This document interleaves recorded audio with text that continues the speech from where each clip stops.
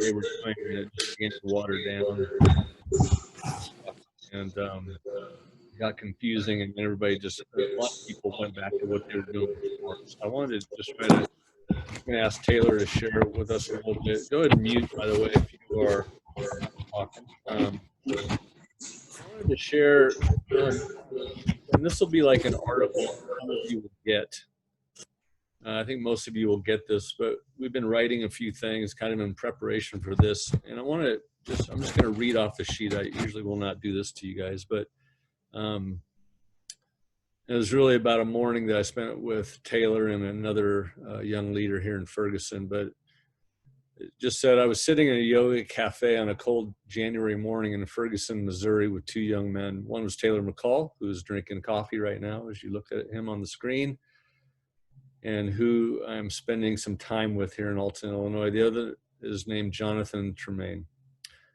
If the name Ferguson didn't initially jump out at you, it has become what many now call the birthplace of the modern justice movement here in the U.S. On August 9th, 2014, 18-year-old Michael Brown was killed by a white police officer. In the days to follow, the town erupted in riots, news coverage, and national focus of racial inequities in the country. Since then, citizens from cities around our country have been emboldened to stand up for a long, bloody, contentious, systemic problem of racial injustice and all the social ills that fall between the ghetto issues that have plagued and discolor the Christian heritage in our country. JT is one of the thousands of young African-American leaders who has put hand to plow toward what JT calls civil righteousness. You can actually look him up if you want, maybe jot that down, civil righteousness. Putting hand to plow isn't just a euphemism. Although JT travels the U.S. facilitating a prayer, reconciliation, and education around racial justice issues, he's also meeting with Taylor and I this morning to get some coaching on how to start the only coffee shop in Ferguson, Missouri. JT had heard about the marketplace mission that we had pioneered here in Alton, just a few miles north, called the Lantern Network. DBA Post Commons, which is our public business name, and he had come to see what we were up to a year prior. Taylor was a young man that had coached our business for Mission Venture after he created a coffee network and church in Birmingham called Seeds, which is in turn started an alternative church community called Common Thread.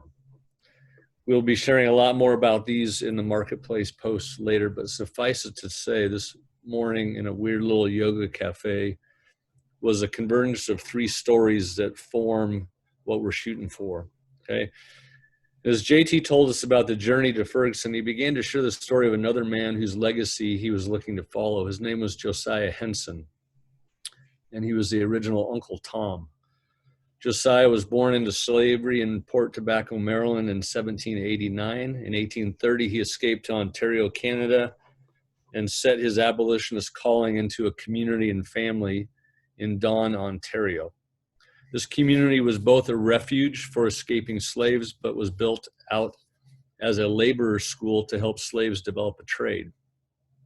The Dawn Settlement's purpose statement was to cultivate the entire being and elicit the fairest and fullest possible development of the physical, intellectual, and moral powers, and to provide Black Canadians with the skills they needed to prosper and to disapprove the racist beliefs. He was building a comprehensive kingdom ecosystem so that ex-slaves could live independent lives inside an interdependent community. The Dawn Settlement grew as a school, a trade institute, a mill, a brickyard, a farm, and a church. And at its height, the community cared for 500 residents and served as the inspiration for Harriet Beecher Stowe's groundbreaking book called Uncle Tom's Cabin. It was published in 1852. So that is a little bit of a, when Taylor and I started to talk over a year ago, when we began to see what God was doing in other parts of the country, there seemed to be this weird convergence of not just looking at a different way of doing church or trying to do a cool business, but the philosophy behind it, I hope you can hear from this, is much deeper. That we believe that the church has not represented, in a lot of ways, what what the Lord has tried to unveil to the world. If you ever read a book called Flesh that we wrote a few years back, we were talking about why Jesus came incarnationally, and it wasn't just like start a new world religion. It was because religion and all the religions of the day had veiled the face of God to the world, and so the Word became flesh and He dwelt among us. And so it says that because He came in human form, we were able to perceive the glory of God. So He literally came to represent or to tell people that God's not like what you think He is. He's a lot different. And so when we are thinking marketplace mission as the church, not as a sideshow to the church or a mission that some people in the church do, we actually are believing that the marketplace, the ecosystem, the connection of all of this integrated together, it isn't just about sustaining our livelihood or paying for, the ministries of church. It literally is more about our place in the world and what the point of the church and what the point of Jesus's words were actually about. And I love the story of Josiah, because it's like it brings it all into like this picture where you go, oh, it's actually all integrated, and it's about redemption, it's about renewal, it's about salvation, it's about justice, it's about like fixing the world.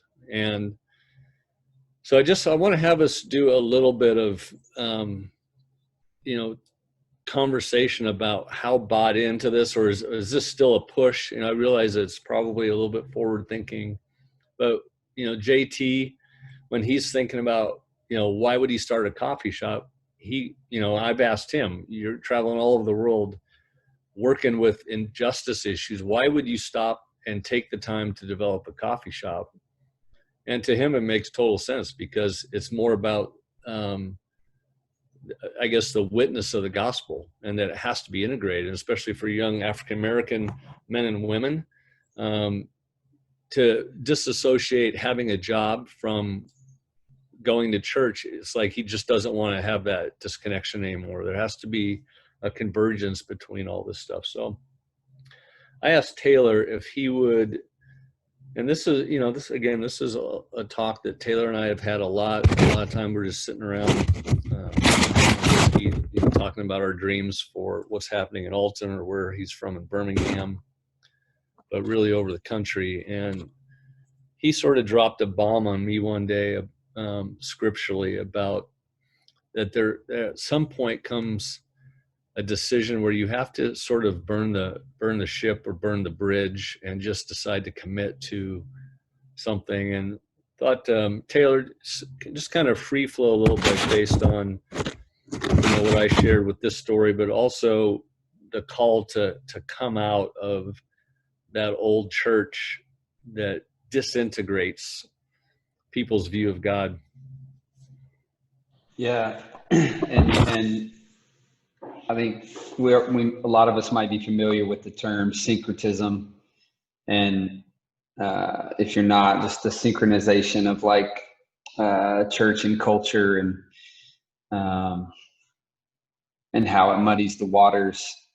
I'm really glad that we're talking about this, even though it's heavy, because I think if we don't flavor the entire journey over the next few months with this foundation, then it'll just be confusing, and I'll feel like we're kind of sort of not wasting our time, but running in circles a bit. So yeah, like Hugh said, there's always been these epics where you go, are we going to be able to convey or work through this thought, or is it just going to be super confusing? And I'm not really sure which one it is, but I'm also going to read something, so hopefully that's not too poor of a model for us to both read something starting out, but I think it'll be really helpful. So first, I'm just going to read from the scriptures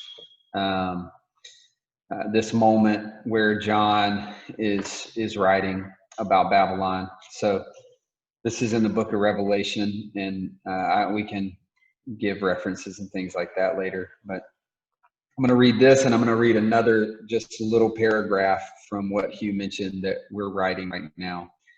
So John says, after I saw this, another angel coming down from heaven. He had great authority, and the earth was illuminated by his splendor. With a mighty voice he shouted, "Fallen, fallen is Babylon the Great. She has become a dwelling place for demons and a haunt for every impure spirit, a haunt for every unclean bird, a haunt for every unclean and detestable animal. For all the nations have drunk the maddening wine of her adulteries. The kings of the earth committed adultery with her, and the merchants of the earth grew rich from her excessive luxuries." Then I heard another voice from heaven saying, "Come out of her, my people, so that you will not share in her sins, so that you will not receive any of her plagues. For her sins are piled up to heaven, and God has remembered her crimes." This is a little section, a little paragraph. This coming out is not meant for individuals. It's meant for movements, for communities, and for churches. This is what a city within a city looks like: to be in the world but not of her, a Petra, a refuge. This is who and what the church was meant to be. Not a poor business model dependent on the next great speaker to bring in the dough, not a counseling center to just try to help people get through life, and not a gathering space that masquerades as a community epicenter. She was meant to be a city, a family, an ecosystem, and a movement. God's presence on earth, in neighborhoods and businesses, in the streets and broken places. When John said, "Come out of her," he meant form a different city, not Babylon. A city that functioned with a different set of principles, not as separatists, but as ones who live and bless the areas they're in. Remember, when the righteous prosper, the city rejoices.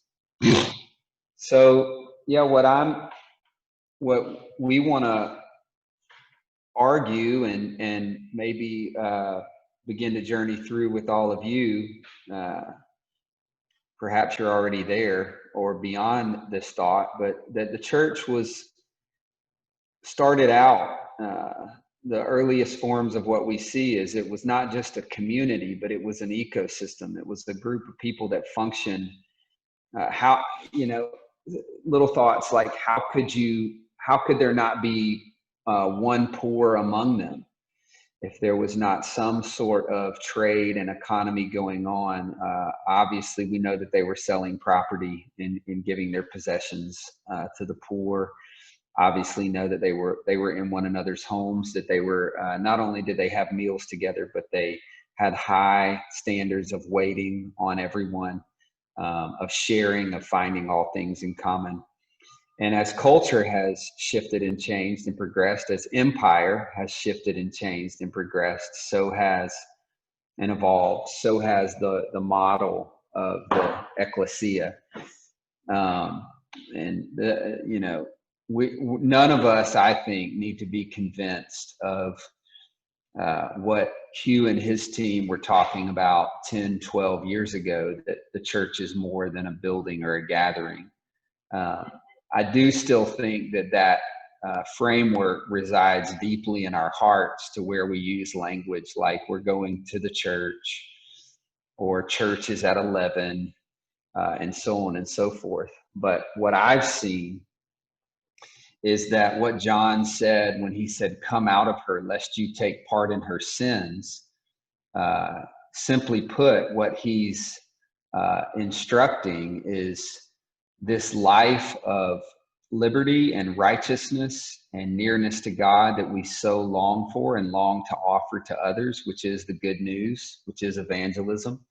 The good news of the kingdom is quite possibly, or maybe even certainly, impossible unless we begin to understand the coming out of her necessity.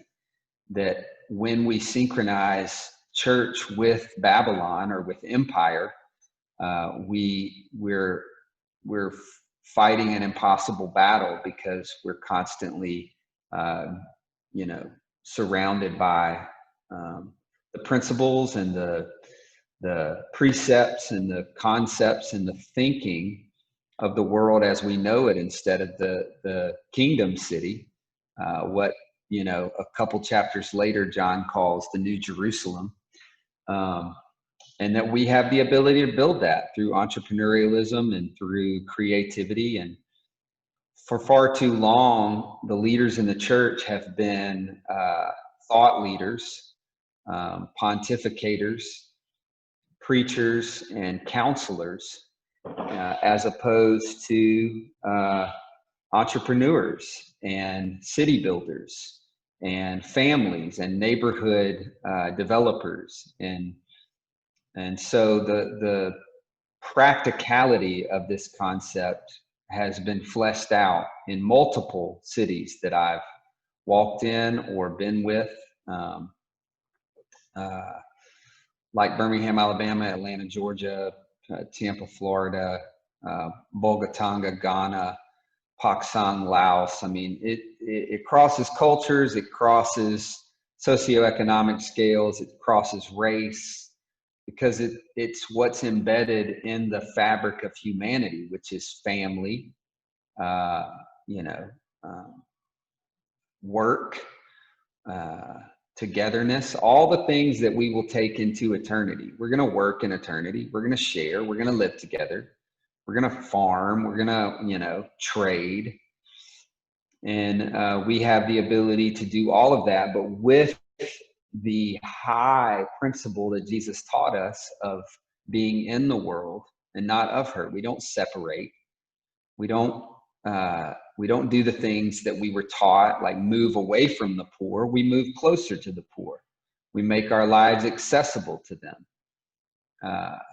to the fatherless, to the homeless, as Isaiah 58 says, to the single mother and the widow, to the lonely and the oppressed and the afraid. We make our lives accessible to them. And then we build an ecosystem that doesn't look creepy, doesn't look culty.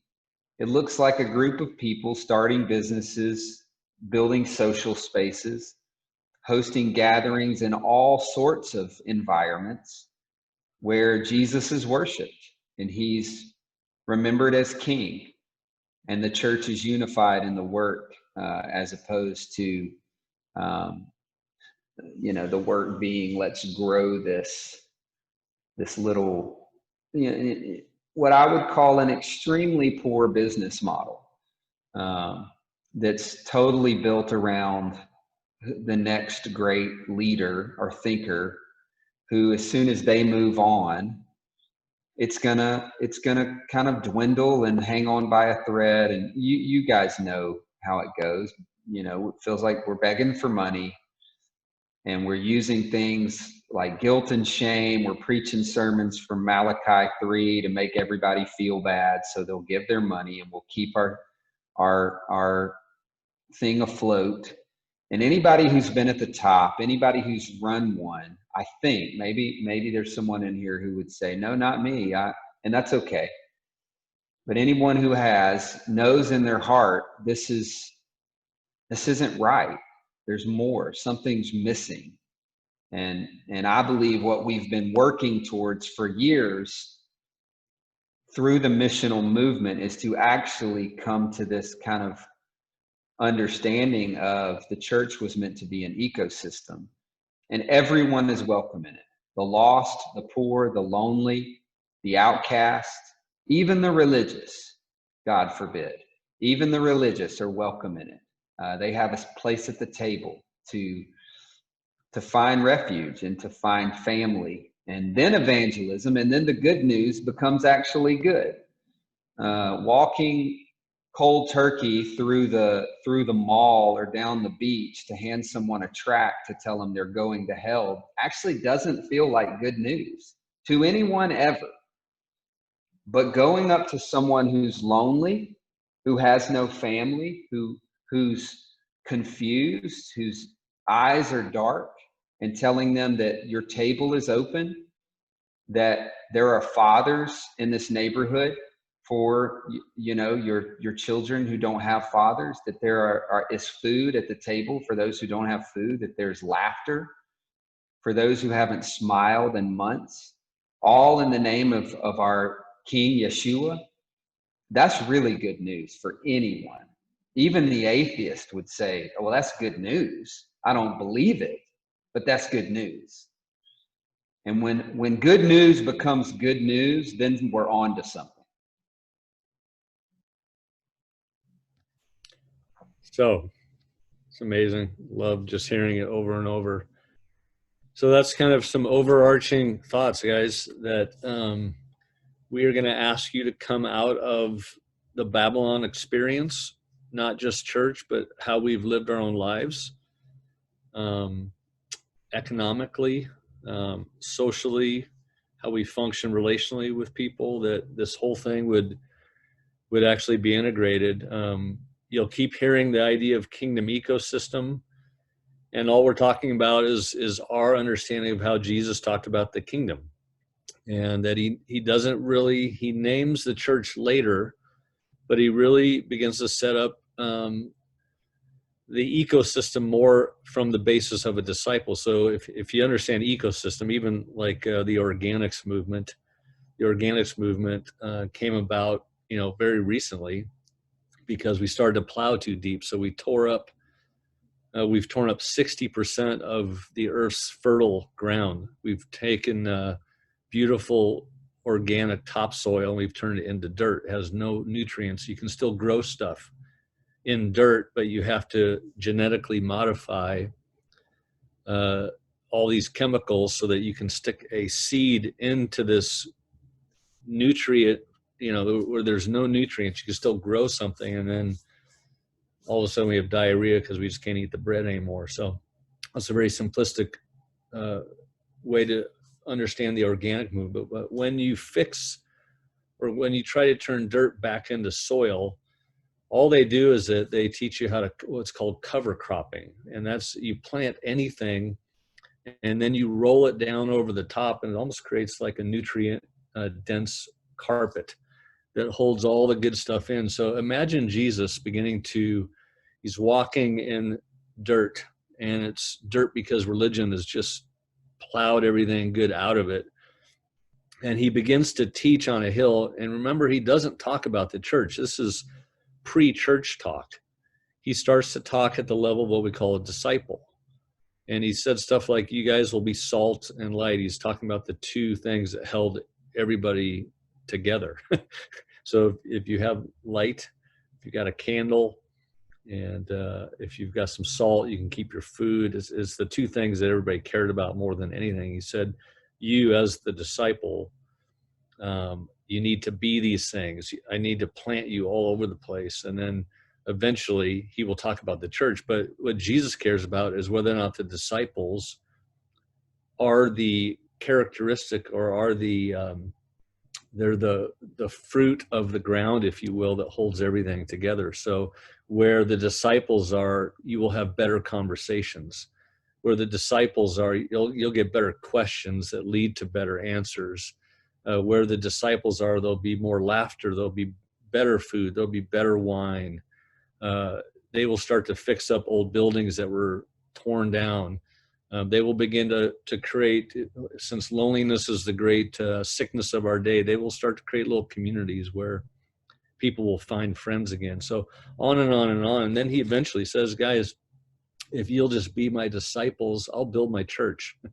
So that's the concept of an ecosystem. Again, we're not just trying to start businesses. I think that about half of what we're going to talk about will not be about business. It'll be about our personal and our communal presence in our neighborhoods and in the houses that we live in, and the connection between essentially what we always talked about as missionary community as the substructure of church. So that's all going to kind of come into play. But what we're going to really push towards is that the way Taylor framed it, the economy of Jesus's kingdom is different than the economy of Babylon. And we would argue that the way that we've done church in America is based on a Babylonian system, that money is used to coerce and control people.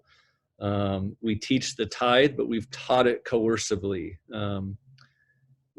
forget the front end and the back end of the tithe, that, the priests of the day would gather the money and they would take a 10% rake off the top and they give 90% to the poor. We have an inverted tithe equation now. We take a 90% rake in America. The average church in America has to take 90% of all the monies that are brought in, and that's the house rake, 90%. And then we try to squeeze out 10% to help people. So we are going to say that we think the Babylonian way, or the business model of the church in America, is the worst form of business you can imagine. You would never invest in it. And I don't think Jesus wants us to invest in it. He wants us to invest in the kingdom. And just to add, I mean, practically, I think it's important strategically, because there is a undoubtable, completely observable trend that those who have been given financial success are stopping investing in it. Yeah. So that's important too. And I'm connected to very few large donor types. Hugh's probably connected to a few more than me, but we would both attest that they're all saying we're pretty much done investing in that model. We'll give our 10% because we're afraid that God's going to curse us because of all of the Malachi 3 sermons we've heard.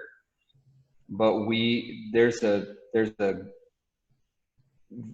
groundswell of a trend of investors in kingdom work saying we're not giving money to things that don't sustain themselves anymore. We're tired of it. Yep. So both strategically and spiritually, we're saying, like, we gotta get on this train God is speaking, and because we're just a few years, decades, if not years, behind Europe, where there's not going to be money coming into the basilicas anymore.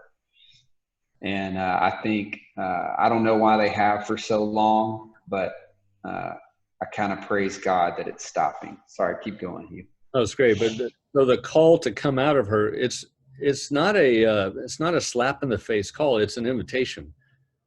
It's like, you as leaders, you don't have to pander to this consumer system anymore. You guys get to come out of this, because the way that I do the kingdom isn't, I mean, it's you've never had to operate like that. So we're going to go back to manna. I'm going to provide, you're going to trust me, and I'm going to keep providing. As opposed to mammon. You cannot serve both God and what? Mammon. Mammon was the currency of the Romans, the money that was used to coerce and control people. So he's inviting us to come out of that constantly having to beg for money, constantly having to somehow puff up the numbers or make what we're doing sound better so that we can keep people that don't even really know what we do interested. Instead, we're going to actually create our own economy, but we are going to ask people to give, and we're going to consolidate funds. But in this type of a methodology, we don't believe that the works of ministry require any money. We actually think that the church is actually a free venture. So if you just, maybe just jot this down, all the things related to church you'll find are free. So, the structure of church as family, brothers, sisters, fathers, and mothers are free, right? You don't have to pay for them. The gifts of the Holy Spirit, all the things that God gives us. When we talk about APES, apostle, prophet, evangelist, shepherd, teacher, these are essences of Jesus that he gives to the church, leadership gifts. But it says in James that he freely gives us these gifts. So you and I, and our ability to have moments of power and influence in the world, we actually don't need to get paid to be powerful under the presence of the Holy Spirit. Those are freely given to us. So any, what we would call functions of ministry, in Ephesians 4, where it says that everybody can be equipped to do all the works of ministry, we have to remember that Bible was written at that point, nobody was getting paid. Okay, so all the functions, the real functions of people working with people, looking eye to eye, speaking, encouraging, helping, evangelizing, sharing the good news. None of us need to get paid for any of that. And we all know that. If we went into a deep Great Depression again, we know that we would still fulfill those functions of ministry. Okay, so if the gifts of the Spirit are free, if the message of the gospel is free, right? If the substructure of what we read in the New Testament and subsequently after that, as far as what church was it, they met house to house, those were free environments. So, nobody really had to try to keep a building afloat for about 300 years. So even the framework for a discipling community was free. And so if all of that stuff is free, then what could we do with our economy? Maybe that's what we read about in the book of Acts, where they went, look, yeah, let's just put our money together. Let's do some stuff so that nobody has any need. And what we read is that God added to the number of the church. And it was primarily because people saw inside the early Christian community that these guys are taken care of. Like there was an economy inside that network that people thought, I need to get in there. I need to find out what's going on. Okay. This is why you have that weird scripture with Ananias and Sapphira where God kills them because they violated what was going on in the community. They were holding back financially. And so maybe it gives you a little bit of a picture, but God really cares that inside this kingdom economy, there's no poor people. We're taking care of it. So as we build out our ecosystem and it eventually is large enough where it affects the neighborhoods and the cities that we live in, Taylor once framed the question. He goes, if the kingdom ecosystems that we're building in Alton, Illinois or Birmingham, if we continue to build it out and we were all to leave in 1 week, we also look, Lantern Network, Common Threads, we're rolling out to a different town, that because of what we had done in the ecosystem and caring for the poor and caring for our people and the family, that the mayors of our towns would literally have to raise taxes to pay for all the stuff that we were covering. So that is the long-term goal of what we're shooting for, is that we literally would influence where we live.